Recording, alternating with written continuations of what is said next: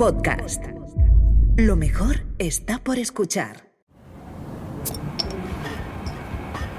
Como suele ser habitual, los fines de semana, numerosos jóvenes se reúnen por las inmediaciones del Parque Borja, en Santiago de Chile, para tomar unas copas y pasar la tarde. Es el día 2 de marzo de 2012, un viernes, y Daniel, un joven de 24 años, va solo. No ha quedado con nadie. Pasa por allí cerca, deambula sin rumbo. Apenas se mantiene en pie. Se sienta en un banco y poco a poco se va deslizando hasta tumbarse acurrucado. Parece que se ha dormido.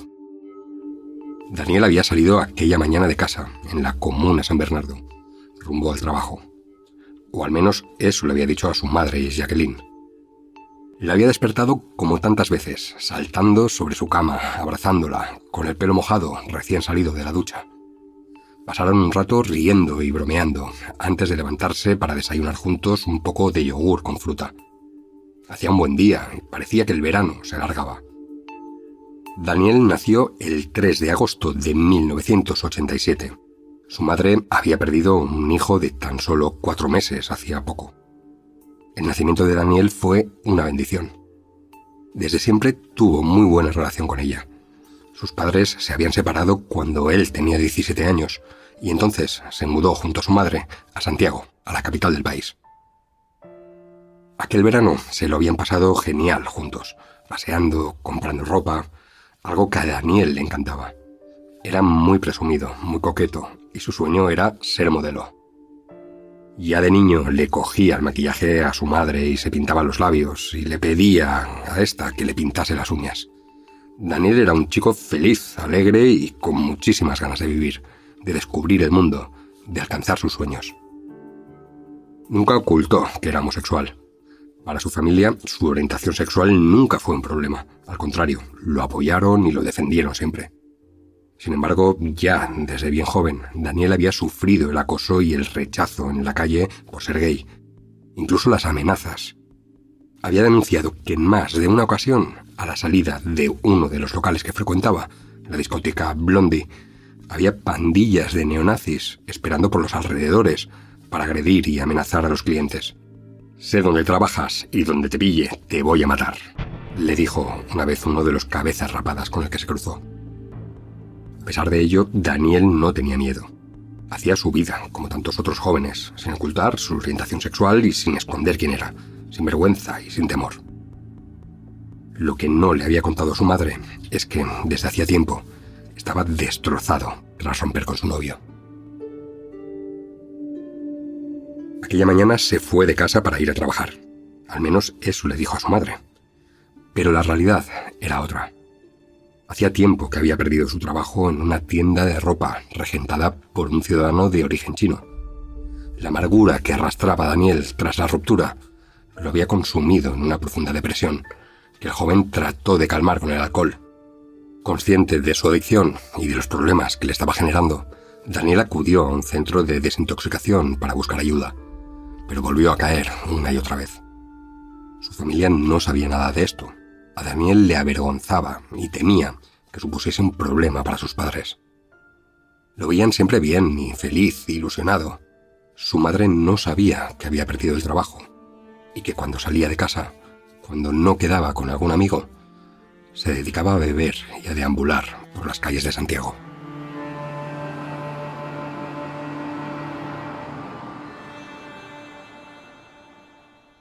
Aquella mañana de marzo, tras abandonar su domicilio y despedirse afectuosamente de su madre, Daniel estuvo paseando por la ciudad. Su amigo Mariano, con quien solía verse, pasó a buscarlo por el trabajo, pero allí no estaba. El dueño del negocio le dijo que ya no trabajaba allí, que llevaba tiempo siendo impuntual y que tuvo que despedirlo. Mariano sabía que Daniel estaba afectado por su reciente ruptura, incluso que en alguna ocasión se refugiaba en la bebida, pero no sabía qué podría estar haciendo su amigo, ni dónde estaba.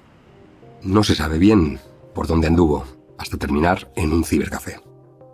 Allí se pasaba a menudo las horas, solo, discreto, y aquella tarde se quedó dormido sobre el teclado del ordenador. El dueño del local, tras percatarse, le aconsejó que se fuese a casa, que descansase y que no bebiera más. Daniel, sin rumbo alguno, Se fue de aquel local y siguió andando solo, sin saber a dónde ir. Hasta que finalmente, al pasar por el Parque Borja, sobre las 9 de la noche, acabó tumbado en un banco, cayendo poco a poco en un profundo sueño, mientras varios jóvenes celebraban a su lado el inicio del fin de semana. Fabián se había citado con varios amigos en el Eurocentro, una galería comercial de la capital chilena, donde habitualmente quedan los jóvenes antes de empezar la fiesta. Allí se encontró con unas amigas y con dos conocidos, Alejandro y Patricio, conocido como el Pato. Fabián había abandonado recientemente sus estudios de psicopedagogía. Era un chico normal, como cualquier joven, un poco tímido e influenciable según sus amigas.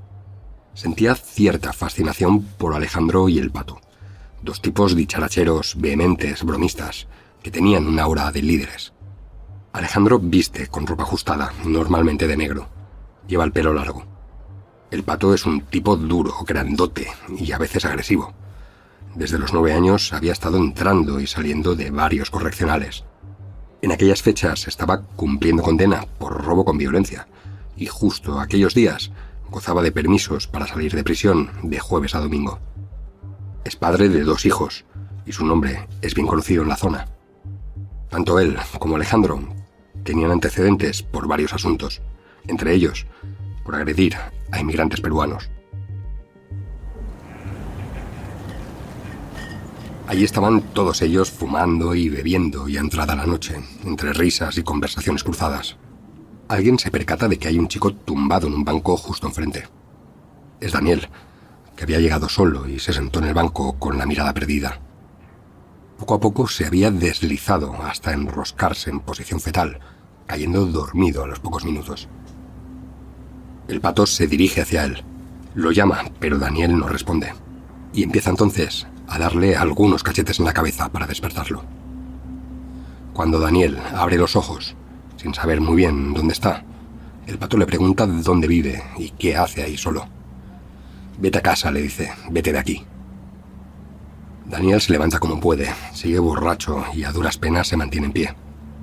Emprende entonces el camino hacia no se sabe dónde, dando tumbos y deambulando por el parque y las calles cercanas. A tan solo media cuadra, el joven cae de nuevo dormido, apoyado en unas escaleras. Raúl, otro joven de la pandilla que se reunía habitualmente en la zona, pasa por delante de Daniel. Cuando se encuentra con sus amigos, les dice que ha visto al joven tirado allí cerca. Algunos de ellos deciden ir a buscarlo, y tras conseguir levantarlo, lo llevan con ellos de nuevo al parque. Daniel parece más espabilado. Alejandro empieza a preguntarle por su vida, quién era y qué hacía allí. Resulta que a ambos les gustaba el baile.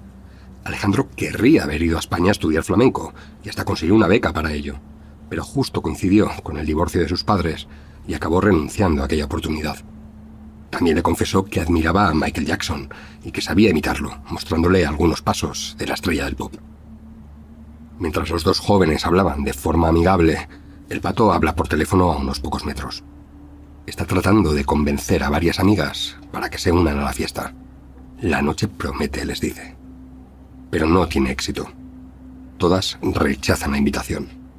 Su frustración es evidente y al ver cómo Daniel y Alejandro estaban de cachondeo, reacciona de la peor manera posible. El Pato le recrimina a su amigo Alejandro estar hablando y bailando con ese desconocido. Los empuja y lanza un puñetazo contra Daniel, haciéndole perder el equilibrio y cayendo al suelo.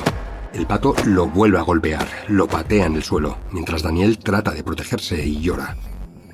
No entiende qué pasa, tiene miedo y les dice que en más de una ocasión había sido amenazado por neonazis por ser gay. El resto de los presentes observa la escena sin intervenir. Nadie se atreve a decirle nada al Pato. Cuando éste se cansa de golpearle, se acercan a la víctima, le registran los bolsillos y le roban el poco dinero que llevaba encima. Alejandro coge a Daniel y lo incorpora. Trata de tranquilizarlo, hace como si no hubiese pasado nada. Siguen bebiendo, ponen música y le ofrecen alcohol a Daniel, que acepta sin pensarlo. El Pato se ha alejado del lugar y Daniel cree que está a salvo. Bebe y baila de nuevo junto a Alejandro, y en un momento le toca el hombro, como tratando de interactuar en aquel baile. Alejandro lo empuja, como sintiéndose ofendido porque Daniel lo ha tocado.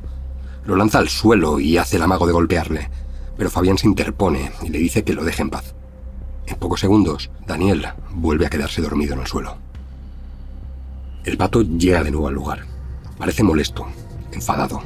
Algo no le ha salido bien. De nuevo, al ver a Daniel tumbado en el suelo, decide descargar su rabia contra él. El pato empieza de repente a darle patadas en la cara con todas sus fuerzas. Y Alejandro, que tan solo unos minutos antes estaba hablando y bailando con Daniel tan amigablemente, se suma a la paliza. El joven, tendido en el suelo, no reacciona. Parece inconsciente y empieza a sangrar por la nariz. Los agresores no cesan los golpes. Se ríen y le gritan maricón, lacra, le acusan de ensuciar su patria. Daniel permanece inmóvil, sin reaccionar a los golpes. Alejandro y el pato siguen bebiendo y riendo, haciendo alguna pausa mientras golpean al chico. Cuando se terminan una de las botellas de alcohol, Alejandro golpea con ella a Daniel en la cabeza, partiéndola en varios trozos. Daniel no responde. Le toman el pulso y comprueban que sigue vivo. Alejandro coge un trozo de la botella que le había estallado a Daniel en el cráneo, le levanta la camiseta y empieza a cortarle el pecho con el cristal, dibujando varias líneas. Le está dibujando una esvástica en el pecho. La mayoría de los jóvenes que había empezado allí la fiesta ya se había marchado. Tan solo quedaban Alejandro, el pato, Fabián y Raúl. Estos dos últimos presenciándolo todo sin intervenir. Todos ríen ante esta macabra escena. Alejandro vuelve a coger a Daniel y empieza a quemarle la piel con un cigarrillo. El cuerpo inerte de su víctima no reacciona. Parece un muñeco a merced de estos sádicos, que incrementan poco a poco su tortura. El pato ve cómo Alejandro apaga el cigarrillo sobre el torso de Daniel y pretende enseñarle a su amigo cómo se hace bien, repitiéndolo una y otra vez, quemando la piel del joven con una aterradora naturalidad, como si ya lo hubiese hecho más veces.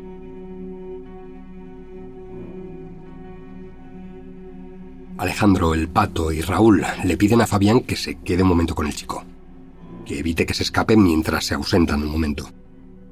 Fabián está en shock, no sabe qué hacer. Se acerca al joven y trata de reanimarlo, pero este no reacciona. Lo coge y trata de incorporarlo, de ponerlo de pie, y entonces se da cuenta de que acaba de perder su anillo. Lo busca desesperadamente por el suelo como si quisiera borrar aquella pista que le relacionaría con los hechos, pero no lo encuentra. Tiene miedo, se enfada, y cuando ve que sus tres amigos vuelven al lugar, golpea a Daniel. Los otros tres creen que Fabián está ayudando a escapar a su presa, así que lo cogen, lo golpean y lo amenazan. Raúl, que hasta entonces tan solo había estado observando, toma la iniciativa. Se coloca sobre el joven, que sigue tumbado en el suelo, se sienta sobre su pecho y con una tremenda saña empieza a golpearle en la cara y en la cabeza. Raúl se consideraba un patriota y solía salir con otros jóvenes que compartían sus ideas, jóvenes neonazis como los que en alguna ocasión habían amenazado a Daniel. Aunque había sido rechazado del ejército, donde pretendía hacer carrera militar, Raúl creía tener la misión de proteger a su país de traidores y desviados, de chusma como Daniel. Quería dejar su marca sobre la piel del chico, de ese joven homosexual que yacía en el suelo a su merced, al que su amigo Alejandro ya había marcado en el pecho. Raúl le da la vuelta, coge otro cristal de otra botella rota y dibuja otros dos símbolos nazis sobre la piel de Daniel, rasgando la carne de su espalda entre risas y gritos de júbilo. La sesión de tortura parece no tener fin. Para los agresores es pura diversión. Uno de ellos coge una piedra enorme que se encontraba junto al cuerpo de Daniel. La levanta y la estrella contra las piernas del joven. Quieren ver cómo se le parten los huesos. Insisten una y otra vez, hasta que deciden hacer palanca y romperle la pierna a ellos mismos. El cuerpo destrozado de Daniel, que a pesar de todo seguía con vida, está absolutamente inerte, no se mueve, no reacciona, pero está demasiado a la vista. Los cuatro agresores deciden moverlo, esconderlo tras unos arbustos antes de abandonar el lugar. Ya habían tenido suficiente con aquel chico. Son casi las 3 de la madrugada, todavía queda noche por delante, y no querían perder más el tiempo con un maricón que ni siquiera reaccionaba a la paliza. Raúl y Fabián se han ido a su casa. Alejandro y el Pato se han quedado solos, pero no quieren irse a dormir. Así que deciden ir a buscar a Catherine y a Melanie, dos hermanas con las que ya se habían visto anteriormente y con las que pretendían seguir la fiesta aquella noche. Llegan a casa de las dos chicas, en la zona de Maipú, en Santiago, y gritan desde la calle para que les abran las puertas. Alertada por los gritos, Catherine sale corriendo a la puerta y les pide por favor que dejen de dar voces, que es tarde y los vecinos están durmiendo. El Pato y Alejandro están muy borrachos, se tambalean e insisten en entrar en aquella casa. El Pato lleva consigo una bolsa que le había pedido la semana anterior a Catherine y se la devuelve entre las rejas del patio, advirtiéndole que tuviera cuidado, que estaba manchada de sangre. Catherine les pregunta qué ha pasado, qué habían hecho para tener los nudillos y su bolsa con restos de sangre. Le hemos pegado a un maricón, le dicen. La chica no le da demasiada importancia, no los cree o no quiere saber la verdad sobre lo sucedido. Es tarde y quiere seguir durmiendo. Se despide, entra en su casa y lava la bolsa, borrando los rastros de sangre. Su hermana Melanie estaba aquella noche con su abuela, así que el Pato y Alejandro deciden visitarla a ella también, a ver si consiguen convencerla para continuar la fiesta. Melanie tampoco quiere acompañarlos. Van demasiado borrachos. Es tarde y algo le ha llamado la atención. Ha visto sus nudillos ensangrentados y, como su hermana, les pregunta qué había pasado. No le mienten. Le cuentan que le han dado una paliza a un chico gay, que le han partido las piernas y hasta que le habían marcado el pecho con un cristal, dibujando una esvástica. Ella no les cree. Piensa que es una bravuconada, una vacilada, que se lo acaban de inventar. Les pide que se marchen, que ya se verán otro día, y vuelve a meterse dentro de casa, sin saber que aquellos dos hombres, a los que conocía desde hacía poco y con quienes había compartido alguna que otra fiesta, le estaban contando la verdad.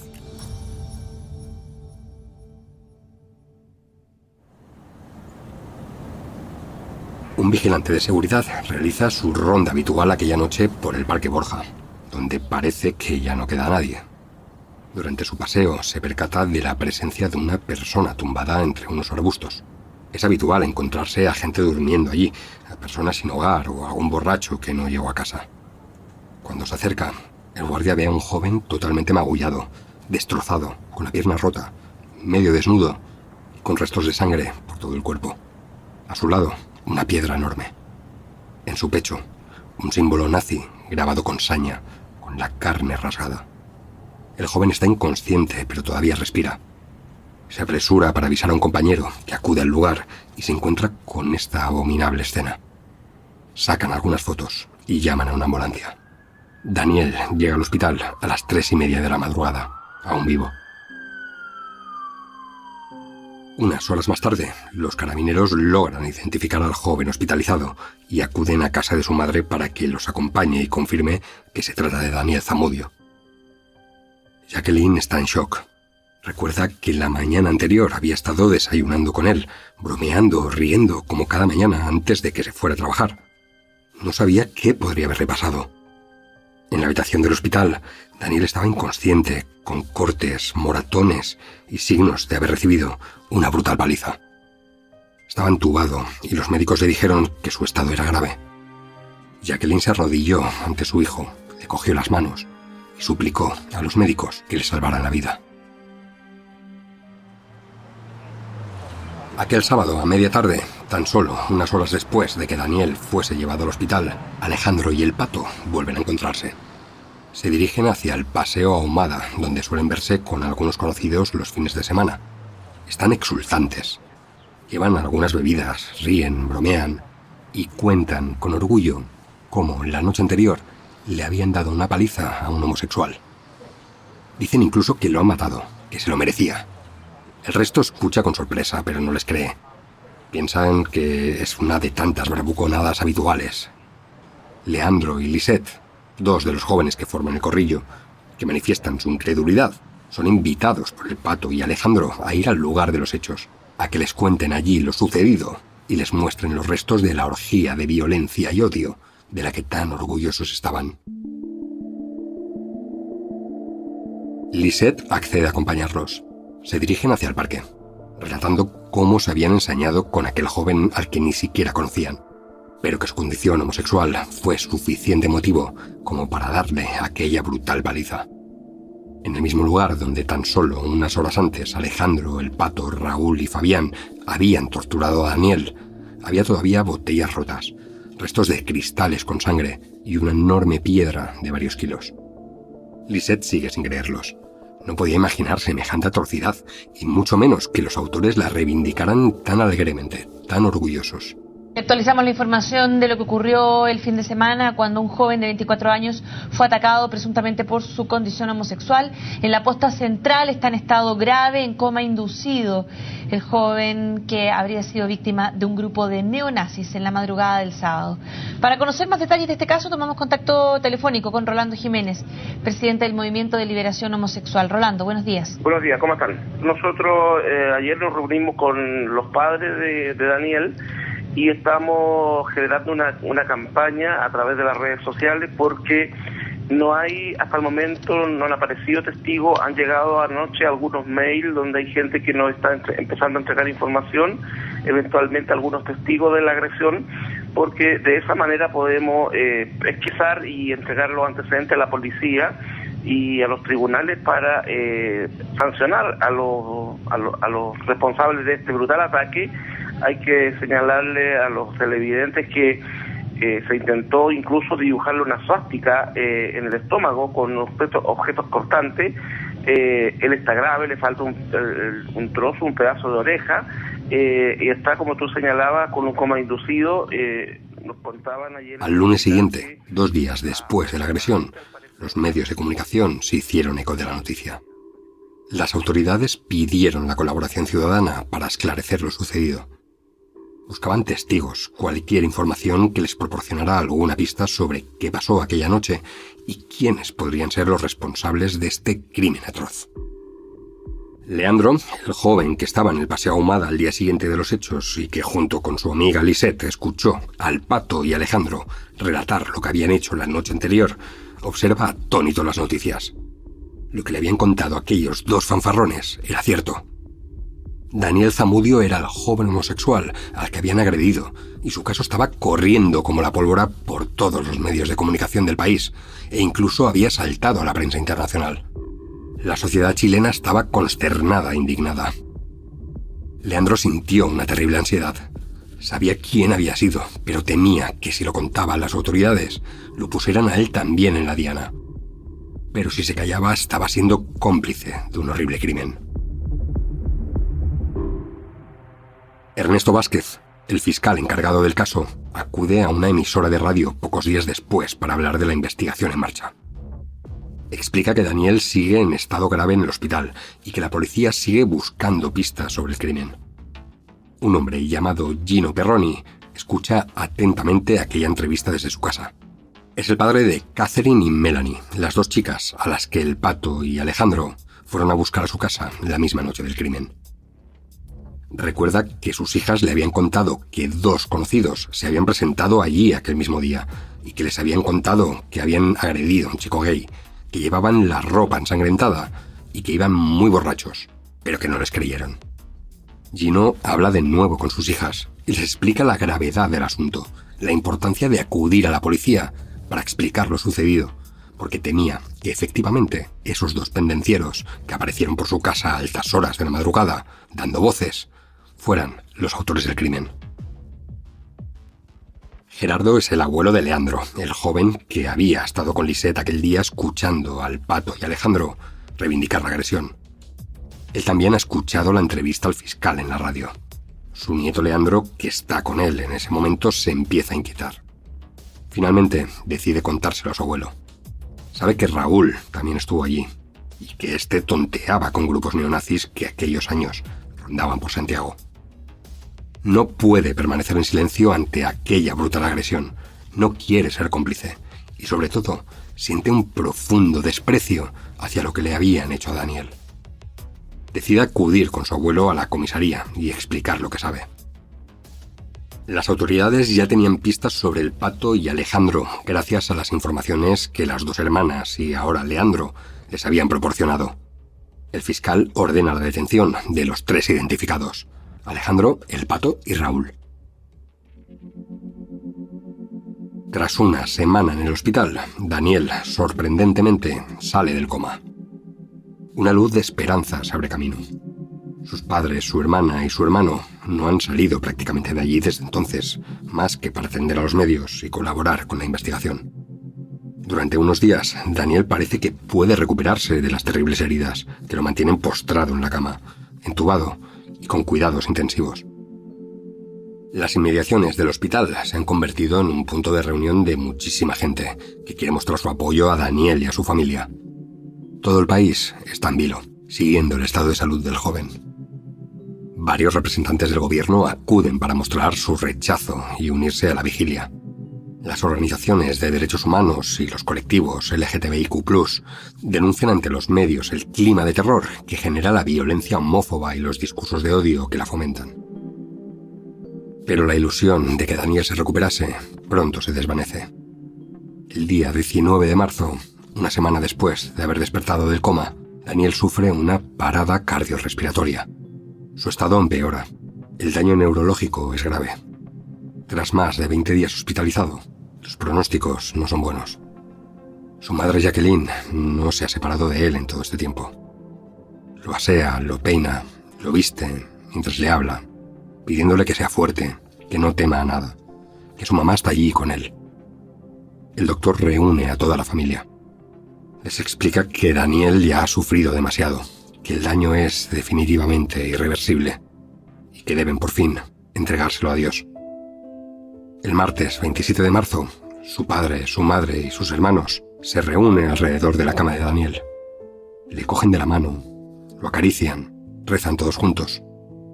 A las 8 menos cuarto de la noche, el joven Daniel Zamudio muere rodeado de sus seres queridos. Hoy por la tarde se le hizo el test de apnea y efectivamente salió positivo y él avanzó en este tema y desgraciadamente, lamentablemente ha fallecido a las 19:45. Es una víctima de la intolerancia, de la homofobia, del odio que algunos han cultivado. Lamentamos mucho este hecho porque genera una injusticia muy importante en contra de la comunidad. Queremos darle toda la fuerza a su familia, a su padre y que Dios los bendiga y los acompañe. Pese al estigma que para muchos significa hoy día ser homosexual, los padres de Daniel han dado un ejemplo de valentía. Los padres de Daniel hoy representan o se han convertido en los padres de todos quienes pertenecemos a una minoría sexual. Me han regocijado tanto, que me han dado tanta fuerza para seguir apoyando a mi familia y a mi hijo, y les pido por favor que lo hagan con un poco de respeto. La sociedad chilena quedó consternada. Aunque las posibilidades de que Daniel se recuperase no eran tan altas, la esperanza quiso instalarse en un país que había visto con horror las consecuencias del odio homofóbico, la brutalidad y la crueldad con la que se quiso castigar a Daniel por su condición sexual.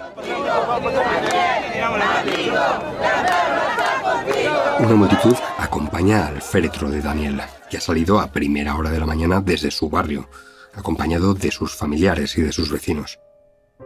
Conforme avanza el corteo, se le va uniendo cada vez más gente.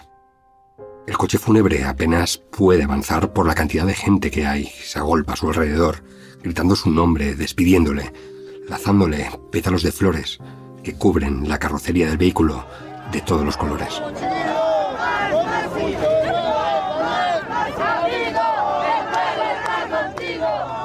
Y entregar valores positivos para nuestros hijos. Ellos son el futuro y las nuevas generaciones que vienen. Muchas gracias. Porque detrás de mi hijo hay mucho Daniel y por él voy a seguir luchando. Te transformaste en un mártir, en un símbolo de los derechos humanos que no es exclusivo de la diversidad sexual, que es de todos y todos. Todas las instituciones del país, hasta el presidente Sebastián Piñera, manifestaron su rechazo al crimen, su apoyo a la familia y su determinación para frenar el odio y la discriminación. No vamos a tolerar ninguna discriminación arbitraria. Chile es una sociedad libre y tenemos que aprender a valorar y respetar la diversidad. El ministro secretario general del gobierno, Andrés Chadwick, anunció que se iba a acelerar la aprobación de la ley antidiscriminación, cuya tramitación llevaba unos años estancada en el Congreso. Que el gobierno le ha puesto suma urgencia para efecto de poder tener una tramitación pronta, rápida y que pueda culminar en el menor tiempo posible. Se aceleraron entonces las conversaciones entre el gobierno y las organizaciones de derechos humanos y los colectivos LGTBIQ+. Nos hemos puesto de acuerdo con el gobierno en la importancia de trabajar una campaña nacional para que hechos como lo que le sucedió a Daniel Zamudio nunca más vuelvan a ocurrir.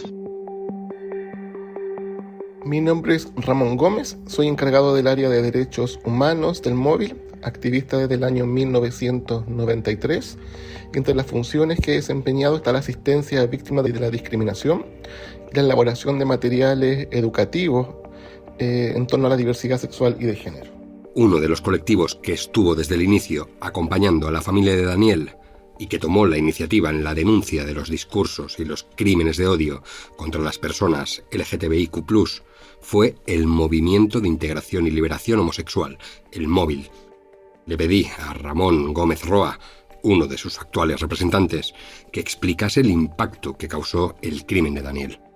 El asesinato de Daniel Zamudio tuvo un impacto mayúsculo en Chile, en tanto demostró a la ciudadanía que los delitos de odio, los crímenes de odio existían y que podían llegar al extremo de considerar torturas efectuadas en este caso por grupos que se autoidentificaban como neonazis. Esto sensibilizó a la ciudadanía como conjunto, la que se movilizó en las calles para solidarizar con la familia y para exigir justicia. Su impacto más importante en el ámbito legislativo fue acelerar la tramitación de la ley antidiscriminatoria, y en ese sentido que esta ley se conoce como Ley Zamudio en honor a él y en honor a todas las víctimas de la discriminación. Pero el rechazo a este crimen atroz y el reclamo de una ley que previniese el odio y la discriminación no fue unánime. La Iglesia chilena, que había condenado el crimen, fue criticada por varios colectivos que denunciaban la oposición de esta institución a la ley antidiscriminación. También el abogado Jorge Reyes, representante de la agrupación Red por la Vida y la Familia y cercano al partido derechista Unión Demócrata Independiente, llegó a afirmar que si la sociedad conociera la vida de Daniel Zamudio, opinaría distinto, como si el joven mereciese lo que le sucedió. También dijo, para oponerse a la ley antidiscriminación, que en Chile existía una visión romántica sobre la tolerancia. Otros políticos, entonces todavía no tan conocidos, como José Antonio Cast, votarían en contra de esta ley. Las marchas en recuerdo de Daniel se sucedieron por todo el país. Su funeral había reunido a miles de personas y terminó con una marcha al lugar donde había sido asesinado. Venir a darle un saludo aquí al lugar donde fue masacrado el Daniel. Hoy día en la mañana estuvimos despidiéndolo en el cementerio, pero creo que el mejor homenaje que le podemos hacer a Daniel, por un lado, es organizarnos, es no dejar pasar este hecho, es organizarse los estudiantes, organizarse las mujeres, organizarse en los grupos de la diversidad. Hay diferentes grupos de la diversidad. Nosotros somos del MUNS, pero así hay otros, porque creo que Daniel tiene que marcar un antes y un después, en donde no permitamos más que hayan otros Danieles, no permitamos más que hayan otras trans golpeadas en la calle, no permitamos más que a las lesbianas les sigan quitando los hijos, que las sigan apuñalando. El juicio arrancó en 2013, tan solo un año después del crimen. Los acusados, Patricio Ahumada, conocido como El Pato, Alejandro Angulo, Raúl López y Fabián Mora, se encontraban en prisión preventiva desde que fueron detenidos pocos días después de los hechos. La expectación social era máxima. El caso representaba una oportunidad para que la justicia fuese ejemplarizante, para quienes tenían como objetivo a personas vulnerables, a colectivos que llevaban mucho tiempo siendo diana de la intolerancia. Un odio que se venía cultivando desde hacía muchísimos años contra la diversidad sexual y que tenía, como demostraba el caso de Daniel, terribles y crueles consecuencias. Aunque todos los acusados reconocían haber estado allí, se acusaron entre ellos de ser los promotores de la agresión y los responsables de su muerte. La Fiscalía pedía cadena perpetua para Patricia Ahumada, El Pato. 20 años para Raúl López y Alejandro Angulo, y 15 para Fabián Mora. El 17 de octubre de 2013, por fin, el tribunal leyó la sentencia. Que en consecuencia este tribunal ha resuelto por unanimidad condenar a los acusados Patricio Iván Ahumada Garay, Raúl Alfonso López Fuentes y Alejandro Axel Angulo Tapia como autores del delito de homicidio calificado de Daniel Zamudio Vera. Asimismo, este tribunal ha resuelto por unanimidad condenar al acusado Fabián Alexis Mora Mora como autor del delito de homicidio calificado de Daniel Zamudio Vera. La condena de los acusados fue celebrada por los familiares de Daniel y por los movimientos sociales por los derechos humanos, pero la sentencia tenía un sabor agridulce. A pesar de que ésta recogió todo lo que solicitaba la Fiscalía, rechazó el agravante que se solicitaba y que, según interpretó el tribunal, no se pudo aplicar al no haber estado vigente la ley antidiscriminación en el momento del crimen, que hubiese supuesto penas más altas y el reconocimiento de la homofobia como el móvil del crimen. 11.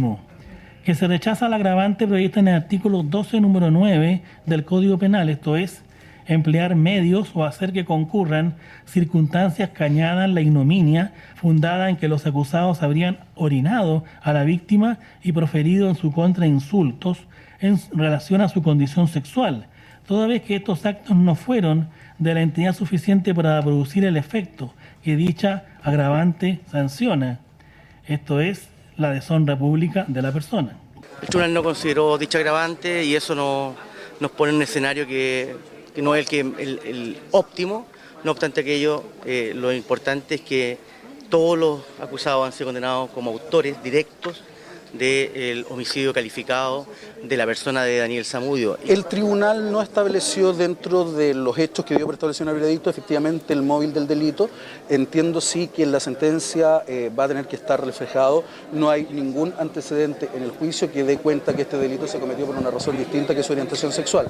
Hay que ser claros en señalar que si hoy día estuviésemos enfrentando la determinación de la pena del juicio de Daniel Zamudio bajo la vigencia de la ley Zamudio, que no se le puede aplicar a él porque no estaba vigente cuando cometieron su delito, hoy día podríamos haber solicitado penas de presidio perpetuo para lo menos 3 de los acusados.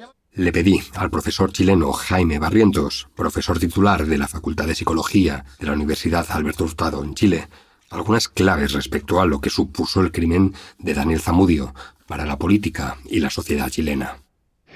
El crimen de Daniel Zamudio definitivamente constituyó un hito, un antes y un después, en la manera de apreciar la violencia como lesbo-transfóbica existente hacia justamente las comunidades LGTBIQ++ en Chile. Luego de la ardua y tramitosa tramitación de la ley antidiscriminación, sobre todo con la oposición que existía de los grupos de derecha, fue este crimen tan violento que de alguna forma modificó la percepción existente hacia este tipo de violencia en el país.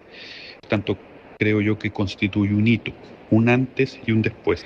La percepción social, una vez que ha sucedido el hecho, diríamos, de alguna forma lo que hizo fue transformar la percepción social de la gente común y normal, común y corriente, la gente de a pie, de la calle, diríamos, valorando la importancia que tenía el cuidado. Yo creo que muchas madres, muchos padres se sintieron identificados con una violencia con tanto ensañamiento hacia un joven, ¿ya? Desde mi punto de vista, eso fue lo que de alguna forma gatilló y movilizó que se agilizara la tramitación de la ley. Aunque la aprobación de la ley antidiscriminación, que acabó llamándose Ley Zamudio, fue celebrada por las organizaciones de derechos humanos, varios años después critican algunas lagunas que todavía existen, las dificultades que todavía encuentran colectivos que supuestamente estarían amparados por esta legislación, pero para quienes su articulación y su eficiencia sigue siendo insuficiente. La ley, sin duda alguna, constituye un antes y un después. No obstante, la no existencia de una precisión respecto a el foco de la discriminación, haciendo que el foco sea muy amplio en términos de los grupos o colectivos, hace que finalmente, ¿no es cierto?, aunque exista la ley se ve como frágil, como débil, debido a que no especifica las características que podría tener, por ejemplo, la violencia específicamente hacia determinado tipo de grupo o colectivo. Segundo, que todo el proceso de denuncia, etcétera, todavía sigue siendo bastante precario, ¿no? Y depende también de el contexto donde esto sucede, de la no existencia también de una modificación justamente de la percepción judicial respecto a lo que significa las orientaciones sexuales y las identidades de género. Hay que tener en cuenta que el gobierno vigente durante la tramitación de la ley había tenido sus reticencias sin ninguna urgencia a la hora de aprobarla, hasta que el caso de Daniel mostró los graves efectos de los discursos de odio homófobo y la sociedad chilena reclamó que esto no podía volver a pasar. En diciembre de 2025, el líder de la extrema derecha chilena, José Antonio Kast, era elegido el nuevo presidente del país. En sintonía con el resto de extremas derechas del planeta, el nuevo mandatario se había manifestado en contra de lo que llamaba el lobby gay e incluso había votado en su día en contra de la ley antidiscriminación motivada por el caso de Daniel Zamudio. En un debate con otros candidatos presidenciales, antes de las elecciones, le afearon sus críticas en redes sociales a la exhibición de una bandera arcoíris, símbolo de la diversidad, en instituciones del Estado. ¿Qué es eso de dictadura gay? No, yo siempre he hablado del lobby gay. No, pero el tuit dice dictadura gay. Mira, la dictadura gay es lo que hizo Pablo Simonetti al ningunear, al insultar, esto al es evadir. del 2017. Bueno, esa es la dictadura, esa es la cancelación ideológica que a ti no te gusta y que lo aplican tus partidarios. El término dictadura gay fue usado en ese momento por José Antonio Kast cuando la moneda se iluminó con colores de la diversidad sexual. Usted dijo la moneda se rinde a la dictadura gay. Y usted me pregunta si voy a usar la bandera, voy a usar la bandera de la nación, la bandera chilena, sin impedir que nadie manifieste libremente sus opciones. Por eso lo de Pablo Simonetti es tan grave, porque hay una cancelación ideológica, palabra que claramente no le gusta a Gabriel. Boric, el anterior presidente, le afeó también algunas declaraciones homófobas que el candidato ultraderechista había vertido anteriormente. Nótese esta frase: me costaría que viniera a almorzar a mi casa un amigo gay con su pareja. No tendría problemas en presentarlos de manera individual, pero sí que tengan demostraciones de cariño. En mi casa yo les pediría que no lo hicieran. Gabriel, tú dices que has cometido errores en la vida. Si lo reconoce, ¿lo reconoce como un error? Quiero aclarártelo. Mi hija se casó y al matrimonio de mi hija fueron todas sus amigas que son parejas. Kast también se manifestó en reiteradas ocasiones contra el matrimonio de personas del mismo sexo. Su postura contraria a los derechos de las personas LGTBIQ+ es conocida. En 2018, en un debate televisivo, ridiculizó y criminalizó las protestas por la diversidad relacionándolas con la perversión y la violencia, exhibiendo fotografías que mostraban a hombres besándose con el torso desnudo. El nuevo presidente chileno ha participado en numerosas ocasiones en encuentros internacionales de los principales grupos contrarios a los derechos sexuales y reproductivos, a los derechos de las personas LGTBIQ+, y que ejercen como lobbies para frenar las leyes en materia de igualdad en todo el mundo. Uno de estos grupos es la Political Network for Values, la red política de valores, creada por el antiguo ministro del Interior español durante el gobierno de José María Aznar, Jaime Mayor Oreja, uno de los principales aglutinadores de la extrema derecha ultraconservadora. Kast fue nombrado presidente de esta entidad en el año 2022, en cuyo consejo asesor se encuentran políticos y activistas de extrema derecha de todo el mundo. Aunque han pasado tan solo unos meses desde su llegada al poder, los colectivos de derechos humanos temen que se produzcan regresiones en la legislación y en las políticas públicas que se habían aprobado anteriormente para prevenir el odio homofóbico, así como en otras materias en las que la extrema derecha ha puesto el foco. En su cruzada reaccionaria, las extremas derechas comparten una agenda común para revertir muchas de las conquistas sociales para las mujeres, las personas LGTBIQ+, las personas migrantes y la clase trabajadora. El presidente José Antonio Kast llegó al poder con una trayectoria previa de negar todo tipo de derechos a las diversidades sexuales y de género mientras fue congresista. Esta trayectoria en la actualidad nos mantiene en la incertidumbre porque no hay claridad hasta cuándo va a trasladarla efectivamente a la política pública. Sin embargo, ya hay señales negativas. Recientemente en la OEA, nuestro país se restó de aprobar una declaración del grupo de países que apoyan a los derechos LGBTIQ+. En la ONU se ha calzado nuestro país con la postura de Donald Trump en torno a abrir un debate que restringe el género a hombres y mujeres, y lamentablemente a esto se suma que el gobierno quitó el financiamiento a la encuesta Diversidades. La encuesta Diversidades la formula el Instituto Nacional de Estadística y tenía por fin levantar estadísticas sobre la realidad LGBTIQ+ en Chile. Todas estas señales nos dan a entender que efectivamente podríamos retroceder gravemente, y es por eso que en la actualidad estamos en mucha alerta para ver hasta dónde van a llegar estas políticas y si efectivamente se podrían trasladar a cambios legislativos, que sería lo más lamentable. La ola de extrema derecha que recorre el mundo y que ya ha conquistado la presidencia de varios países como Chile, Argentina, Estados Unidos, El Salvador o Italia, empieza a tener sus efectos sobre la población diversa, sobre la inversión pública en materia de igualdad y derechos humanos, y sobre la prevención de los discursos de odio que motivaron el asesinato de Daniel y tantos otros crímenes de odio. Porque es precisamente la extrema derecha la que ha hecho bandera siempre de estos odios, del racismo, de la LGTBI-fobia, del machismo y de la intolerancia. Su batalla no es solo política, sino también cultural.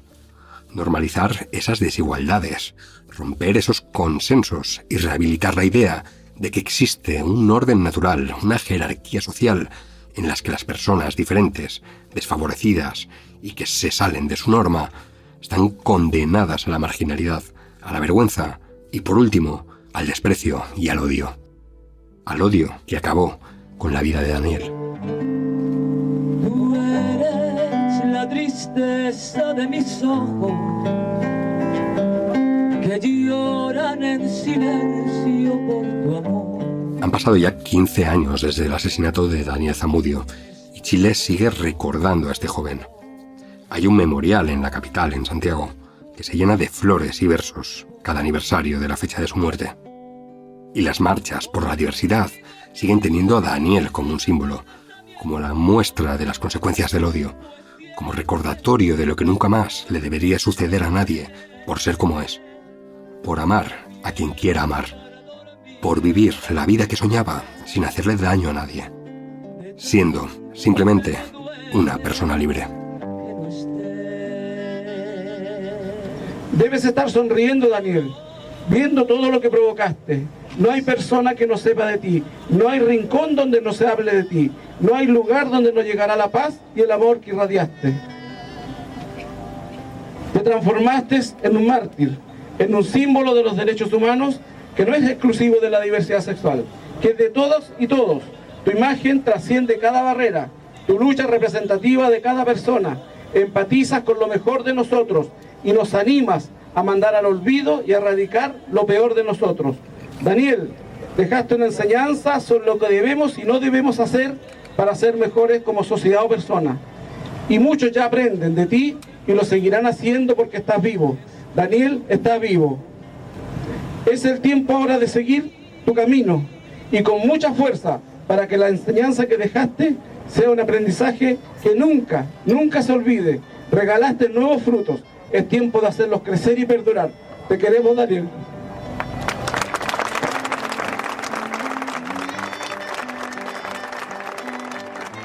Los hijos que la sigan apuñalando, que la sigan matando. ¡Daniel Zamudio! ¡Presente! ¡Daniel Zamudio! ¡Presente! ¡Daniel Zamudio! ¡Presente! ¡Ahora! ¡Y siempre! ¡Ahora! ¡Y siempre! ¡Ahora! ¡Y siempre! ¿Quién lo mató? ¡Don Nazi Culeado! ¿Quién lo mató? ¡Don Nazi Culeado! ¿Quién lo mató? ¡Don Nazi Culeado!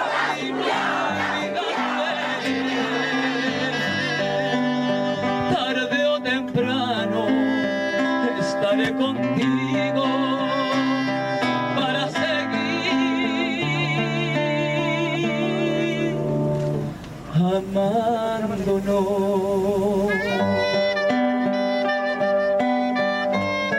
Crímenes de Odio es una producción original de Podium Podcast con la colaboración de Ser Podcast.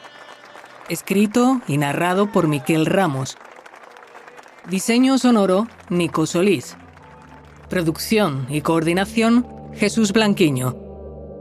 Agradecimientos al equipo de documentación de Cadena Ser.